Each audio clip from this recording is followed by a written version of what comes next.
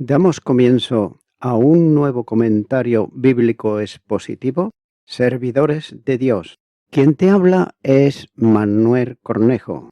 En esta ocasión estaré compartiendo en el Evangelio de Mateo, capítulo 11 y versículo 25, donde dice: En aquel tiempo, respondiendo Jesús, dijo: Te alabo, Padre, Señor del cielo y de la tierra, porque escondites estas cosas de los sabios y de los entendidos, y las revelates a los niños. En el anterior estudio bíblico, quedé en el punto donde decía que, de la misma manera que antes de resucitar a Lázaro, dio gracias al Padre porque siempre le oía. Juan, capítulo 11, versículo 41, dice: Entonces quitaron la piedra de donde había sido puesto el muerto. Y Jesús, alzando los ojos a lo alto, dijo: Padre, gracias te doy por haberme oído. Y así también, aquí, está dando gracias porque su obra reveladora produciría resultados de salvación en quienes no seguían el camino de la sabiduría humana, sino que aceptaban el de la divina. Y note que en la oración Jesús se dirige, como siempre, al Padre. Pero es necesario también entender que la relación entre Él y el Padre es única. De ahí que nunca diga Padre nuestro, y que distinga claramente entre la relación de Él con el Padre y la de los discípulos y posteriormente la de todos los cristianos, ya que Jesús es el unigénito del Padre, como dice Juan capítulo 1 y versículo 14, mientras que los cristianos, incluidos ya entonces sus discípulos, son hijo adoptivo en el Hijo. Juan capítulo 1 y versículo 12 dice: Mas a todos los que le recibieron, a los que creen en su nombre, les dio potestad de ser hechos hijos de Dios. El Padre de nuestro Señor es Padre de todos los cristianos, pero en una relación paterno-filial distinta a la eterna relación en el seno trinitario, que vincula al Hijo de Dios con el Padre. La forma en que Jesús se dirigió siempre al Padre hacía entender a sus enemigos que expresaba una relación de igualdad con Dios. Capítulo 5 y versículo 18 dice: Por esto los judíos aún más procuraban matarle, porque no sólo quebrantaba el día de reposo, sino que también decía que Dios era su propio Padre, haciéndose igual a Dios. Note que la oración comienza con una expresión de alabanza, ya que el Señor reconoce que su Padre es el soberano, poseedor como propietario por creación y gobernante por derecho de todo el universo, como expresa el calificativo de Señor del cielo y de la tierra. Una interesante lección para cada creyente se desprende de esta primera frase del versículo, que enfatiza el ejemplo de la oración.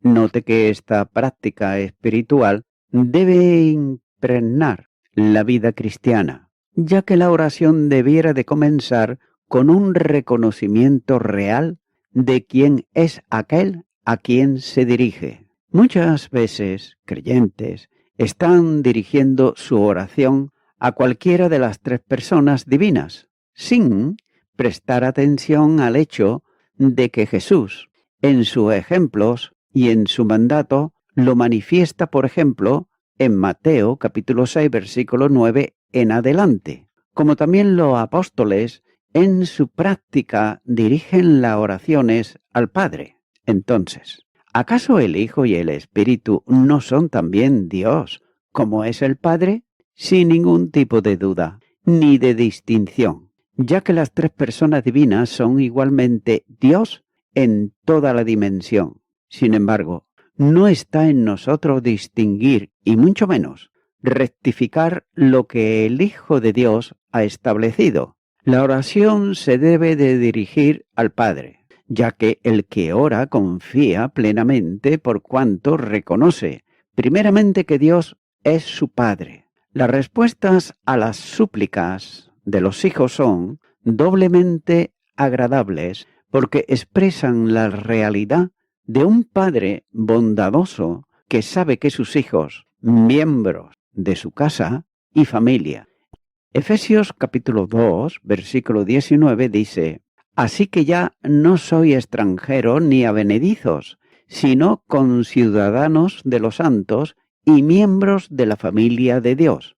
Por tanto, necesitan, como dice Mateo, capítulo 6, versículo 32, porque los gentiles buscan todas estas cosas, pero vuestro Padre Celestial sabe que tenéis necesidad de todas estas cosas. Y también porque manifiestan la omnipotencia del Padre Celestial, ya que los recursos de gracia, supremos de bondad infinita y de dones perfectos proceden de Él. Santiago capítulo 1 y versículo 17 dice: Toda buena dádiva y todo don perfecto desciende de lo alto, del Padre de las luces, en el cual no hay mudanza ni sombra de variación. Ninguna cosa necesaria, según su pensamiento, será negada para quien la pida con fe. La evidencia suprema está en el regalo que hizo de su Hijo unigénito,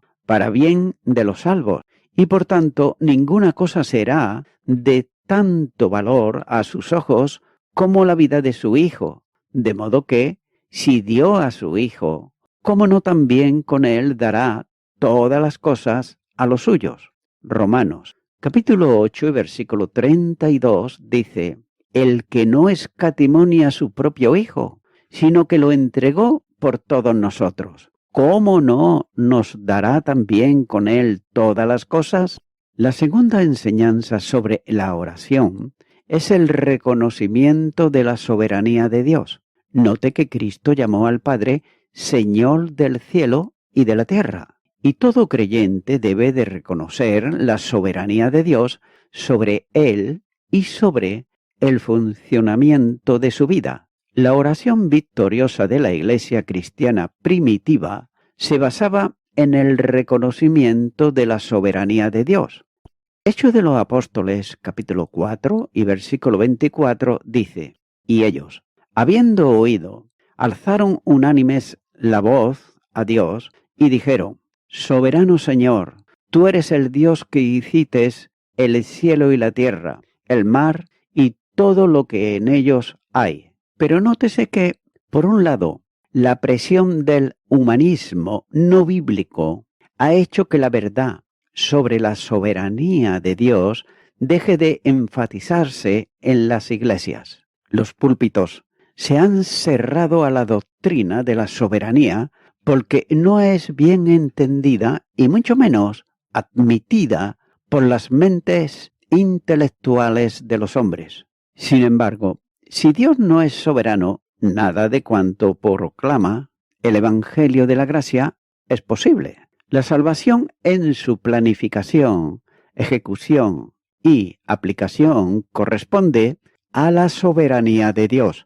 Dios no salva por necesidad del pecador, sino por el propósito suyo. La segunda carta a Timoteo, capítulo 1, versículo 9, dice: quien nos salvó y llamó con llamamiento santo, no conforme a nuestras obras, sino según el propósito suyo y la gracia que nos fue dada en Cristo Jesús, antes de los tiempos de los siglos. Así pues, lo admirable de la soberanía de Dios está precisamente en que, siendo soberano y pudiendo hacer cuanto le pareciere, quiso salvar al pecador rebelde y recuperarlo de su miseria, trasladándolo en Cristo a los lugares celestiales, a donde nunca hubiera podido acceder a causa del pecado.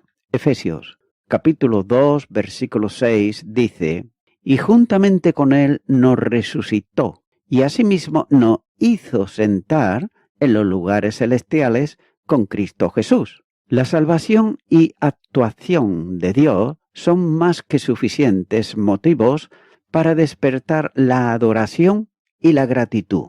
La oración del creyente, siguiendo el ejemplo del Señor, debe de ser siempre una expresión de alabanza y gratitud, ya que antes de pedir algo, es necesario que agradezcamos siempre a Dios por su don inefable. La segunda carta a los Corintios, capítulo 9, versículo 15, dice: Gracias a Dios por su don inefable. El hecho de ser Padre no evita el de ser Señor. Quiere decir esto que quien se acerca a Él en oración debe de hacerlo con la confianza que un hijo debe de tener con su padre, pero también con la reverencia que exige el estar hablando con el Creador y sustentador de cielos y tierra, ya que por otro lado, frases vulgares, actitudes poco respetuosas y lenguaje coloquial común no expresan confianza, sino irreverencia y desconocimiento de quién es Dios, el Señor. Alaba al Padre por una acción de ocultación hacia los sabios y entendidos, y otra de revelación a los niños. Dios envió a su Hijo con un ministerio de salvación. Dios envió con la obra de salvación el mensaje del Evangelio que lo proclama. La salvación del hombre es una obra enteramente realizada por Dios, que es el único que salva. El Salmo capítulo 3, versículo 8 dice: La salvación es del Señor, sobre tu pueblo sea tu bendición. Esa obra de salvación, efectuada en la gracia, se recibe por el pecador de un solo modo, mediante la fe. Efesios capítulo 2 y los versículos 8 y 9, porque por gracia sois salvos, por medio de la fe, y esto no de vosotros, pues es don de Dios, no por obras, para que nadie se gloríe. Por tanto, todo cuanto depende de salvación es de Dios. El mensaje del Evangelio ha de ser aceptado con la humildad propia de un niño, que acepta y se entrega al Padre que lo llama. Los sabios, conforme al mundo, no son capaces de admitir un mensaje excluyente para el hombre. Tengas en cuenta que los escribas y fariseos, ellos buscaban una justicia delante de Dios por sus propios medios, por cuya causa nunca serían justificados delante de Él, porque abandonaban la justicia de Dios para establecer la suya propia. Romanos capítulo 9 y los versículos 30 al 32 dice: ¿Qué pues diremos? Que los gentiles que no iban tras la justicia han alcanzado la justicia, es decir, la justicia que es por fe. Mas Israel, que iba tras una ley de justicia, no la alcanzó. ¿Por qué? Porque iban tras ella no por fe, sino como por obras de la ley, pues tropezaron en la piedra de tropiezo. Note que esa es la causa por la que Jesús llamó a los oyentes en el Sermón del Monte a una reflexión seria sobre esto, afirmando que si su justicia no era superior a lo de los escribas y fariseos, no entrarían en el reino de los cielos. Mateo, capítulo 5, versículo 20 dice: Porque os digo que si vuestra justicia no fuere mayor que la de los escribas y fariseos, no entraréis en el reino de los cielos.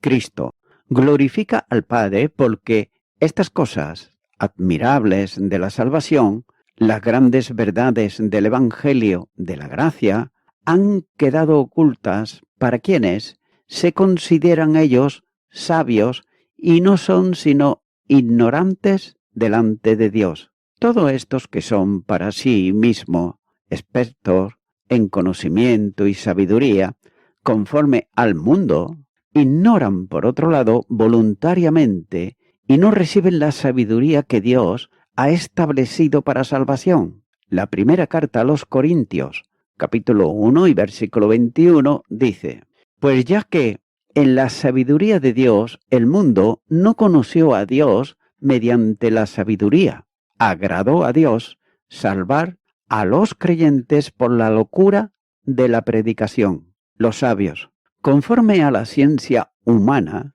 podrían conocer en profundidad los grandes secretos que sólo la ciencia humana puede conferir a quienes la poseen, ya que esos conocimientos científicos son temporales y poco duraderos, por cuanto terminan en toda su extensión con la muerte del sabio. Sin embargo, estos sabios, según el mundo, son ignorantes voluntarios de la sabiduría de Dios, que lleva al reino de los cielos y tiene, por tanto, proyección eterna. La obra de Dios en Cristo deja indiferentes o incluso convierte en opositores a los sabios del mundo.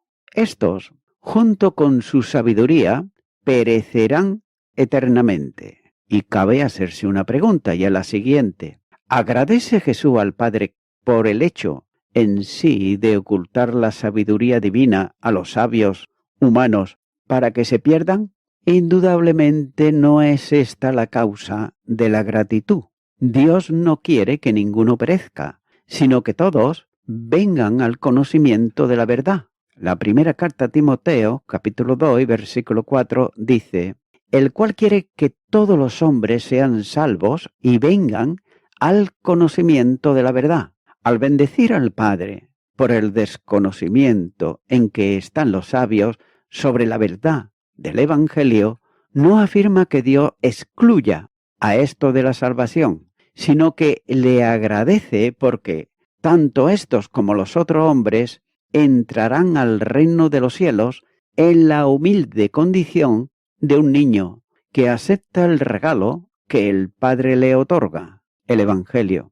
Les fue predicado a estos, tanto como a los que ellos consideraban como ignorantes, y la razón del por qué se mantenían ocultas las verdades del Evangelio y la causa de la condenación es que los sabios del mundo amaban más las tinieblas que la luz, porque sus obras eran perversas. Juan, capítulo 3, versículo 19 dice: y esta es la condenación, que la luz vino al mundo, y los hombres amaron más las tinieblas que la luz, porque sus obras eran malas. Mientras que por otro lado, las verdades quedaban ocultas y no producían efecto. Dios actuaba en los niños, revelándoles la verdad y conduciéndolos a la aceptación por fe. La palabra niños aquí tiene un sentido figurado y expresa la condición de quien es ignorante en el sentido de la sabiduría de los hombres, ya que mientras que los sabios del mundo quedaban en la oscuridad sobre las verdades de la salvación y por no aceptar el Evangelio se perdían. Estos, que son para los sabios unos ignorantes, recibirán el conocimiento de la salvación, proclamado en el Evangelio, con humildad, a causa de la revelación interior que el Espíritu de Dios obraba en ellos. Nótese que Dios no había escogido a los sabios del mundo para salvación, sino a los ignorantes para el mundo, a los necios según el mundo, a los indoctos conforme al criterio del mundo. La primera carta a los Corintios, capítulo 1 y versículo 27 dice: sino que de lo necio del mundo escogió Dios para avergonzar a los sabios, y lo débil del mundo escogió Dios para avergonzar a lo fuerte. Y la primera carta de Corintios, capítulo 2, versículo 6, dice: sin embargo, hablamos sabiduría entre los que han alcanzado madurez, y sabiduría no de este siglo, ni de los príncipes de este siglo, que perecen. Y primera de Corintios, capítulo 2, y versículo 8 dice: la que ninguno de los príncipes de este siglo conoció, porque si la hubieran conocido, nunca habrían crucificado al Señor de gloria. No debe de dejar de apreciarse que quien hace la diferencia y establece el criterio en este revelar y ocultar es Dios mismo, el Señor. Lo dice bien claramente: ocultates estas cosas de los sabios y entendidos y las revelates a los niños. Sin duda, la revelación a estos es la consecuencia de la enseñanza fundamental que establece que Dios resiste a los soberbios y da gracia a los humildes. Santiago, capítulo 4, versículo 6. El Dios de la gracia y de la soberanía hizo comprender las cosas de salvación a quienes no eran sabios o inteligentes, pero que sin embargo tenían sencillez y humilde docilidad para entender y aceptar las enseñanzas de Jesús en el mensaje del Evangelio del reino que proclamaba. El Evangelio es tan sencillo que sólo podrá ser aceptado por quienes tengan el espíritu de un niño, pero jamás lo será por quien lo considere desde la dimensión de la sabiduría humana, ya que no todos los hombres podrán llegar a ser sabios, pero todos, sabios e ignorantes, pueden por la gracia de Dios hacerse como niños para recibir el Evangelio. Esto no quiere decir que la sabiduría esté reñida con la espiritualidad, ya que los creyentes más útiles serán los más preparados según la sabiduría de los hombres, pero que al mismo tiempo sean como niños delante de Dios, intelectuales y cultos, pero niños en espíritu. Esto no restringe la entrega al reino de los sabios. Siempre, como dice Pablo, habrá alguno, pero no muchos sabios, entre los creyentes. Primera carta a los Corintios, capítulo 1 y versículo 26. Y voy concluyendo con esto. Dice la palabra de Dios que en aquel tiempo respondió Jesús y dijo: no hemos de entender la frase en aquel tiempo, que el discurso anterior se hubiera concluido y que éste sea un relato de algo dicho tocante al mismo periodo, ya que la conexión es muy inmediata y confirma esta opinión el uso de la palabra respondiendo. Esta expresión, como se usa sin que haya alguien a quien responder, se refiere a algo ya dicho o se presenta a la mente del que habla como resultado de algo ya dicho. Aquello a lo cual Jesús respondió, evidentemente, fue a los resultados tristes de su ministerio, lamentados en los versículos anteriores. Fue como si él hubiera dicho: sí, pero hay un aspecto de este cuadro que es más brillante, pues aún en aquellos que han rechazado el mensaje de vida eterna, es el orgullo de sus corazones lo que los ha cegado, y la gloria de la verdad se manifiesta tanto más en la incapacidad de ellos para recibirla. Además, no todos han rechazado la verdad, ya que almas sedientas de salvación han sacado con gozo agua de las fuentes de salvación. Los cansados han hallado descanso, los hambrientos han sido satisfechos, mientras que los ricos han sido enviados vacíos. Por eso dice Jesús: te alabo, más bien convengo contigo. La idea es de un consentimiento completo y cordial. Lo que se expresa aquí es la esencia o consentimiento reverente, la satisfacción santa con aquella ley del proceder divino que está él por mencionar. Y como cuando más tarde pronunció las mismas palabras en el Evangelio de Lucas, capítulo 10, versículo 21, dijo: se alegró en espíritu. Probablemente hizo lo mismo aquí, aunque no está registrado. Sigue diciendo este versículo: Padre, Señor del cielo y de la tierra. Así que vemos aquí que intitula a su Padre para dar a entender que de él, por derecho, emana todas las supremas bendiciones. Amigo y amiga oyente, los sabios, lo entendido, los niños, en estas palabras encontramos quizás sarcasmo al identificar irónicamente a los líderes judíos con los sabios y entendidos y a los seguidores de Cristo con los niños. Dios había revelado a aquellos seguidores la verdad del Mesías y su evangelio. Y es por eso que mi amigo, mi amiga oyente, la sabiduría del hombre delante de Dios, ¿qué es? Jesucristo. El Salvador atiende al corazón contristo y humillado.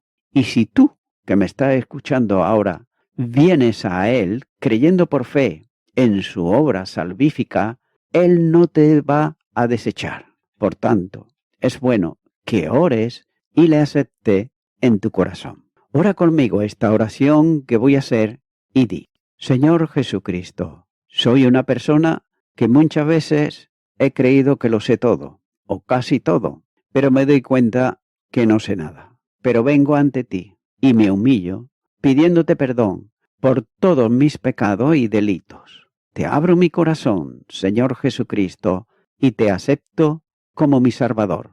En tu nombre, amén. Amigo y amiga oyente, si tú has hecho esta oración de corazón, te recomiendo que comiences a orar a Dios, en primer lugar, en el nombre del Señor Jesucristo. Orar a Dios no es rezar, sino que es hablar con una persona. También te recomiendo que leas la palabra de Dios y lo hagas a diario. Comienza, por ejemplo, con el Nuevo Testamento.